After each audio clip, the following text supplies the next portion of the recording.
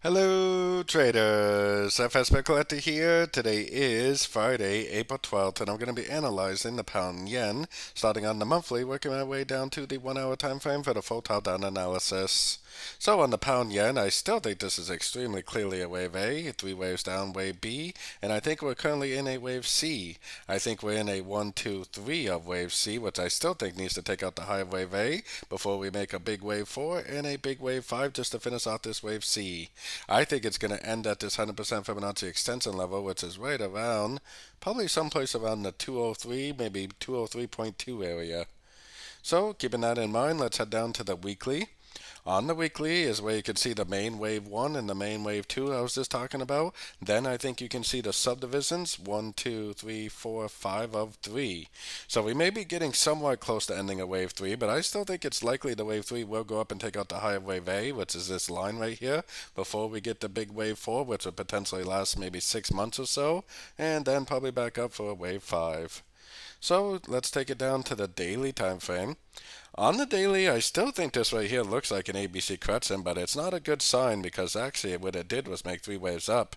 So it may actually end up turning into like a WXY or something because 3 waves down, 3 waves up might lead to 3 waves down, which would be a WXY, or it could lead to 5 waves down, which would be an ABC flat, maybe a running flat.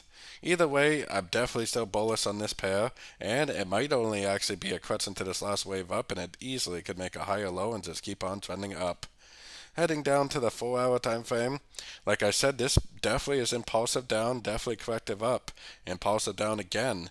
So if this really is a WXY, then it could stretch out into something like this, which would actually be a flat, or possibly this right here is actually only a crescent to this last move up, which is where I got my Fibonacci retracement.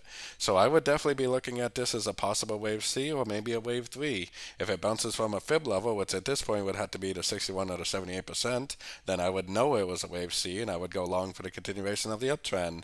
If it doesn't bounce and give us a breaker structure, then most likely it's going to go down, take out these lows before it does go up for the continuation of the uptrend. Either way, heading down to the 1 hour time frame, I think we do have some more downside potential. Either way, I think it needs to at least go down to the 61 or the 78%. If we get a nice fib bounce with a nice breaker structure, we'll know that this is an ABC crescent, and we'll exit our shorts and go long for the continuation of the uptrend. On the other hand, if it does just bounce from a fib level like this, doesn't break structure and just keeps on making lower lows, lower highs, then we'll just continue to look for shorts and we'll continue to hold on to shorts. If the market never tells us that this is not the end of a crescent, then we'll just keep on going short for the continuation of the downtrend.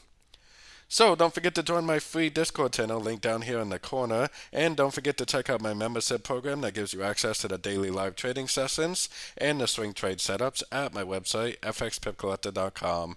As always, thank you and happy trading.